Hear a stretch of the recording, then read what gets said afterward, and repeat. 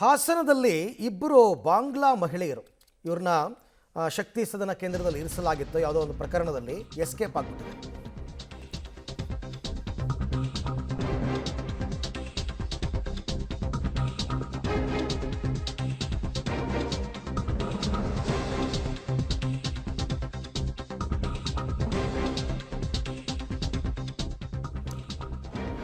ಹಾಸನದ ಶಕ್ತಿ ಸದನ ಕೇಂದ್ರದಲ್ಲಿದ್ದಂತಹ ಇಬ್ಬರು ಬಾಂಗ್ಲಾ ಮಹಿಳೆಯರು ಎಸ್ಕೇಪ್ ಆಗಿದ್ದಾರೆ.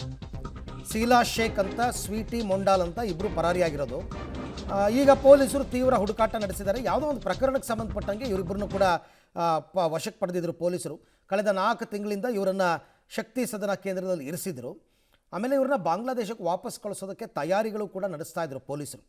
ಆದರೆ ಈಗ ಶಕ್ತಿ ಸದನ ಕೇಂದ್ರದ ಗೇಟ್ ಮೇಲಿಂದ ಹಾರಿ ಎಸ್ಕೇಪ್ ಆಗಿಬಿಟ್ಟಿದ್ದಾರೆ. ಪ್ರೂವ್ ಆಗಿತ್ತು ಇವರು ಬಾಂಗ್ಲಾದೇಶಿಗರು ಅಕ್ರಮವಾಗಿ ಬಂದಿದ್ದಾರೆ ಅಂತಂದ್ಬಿಟ್ಟು.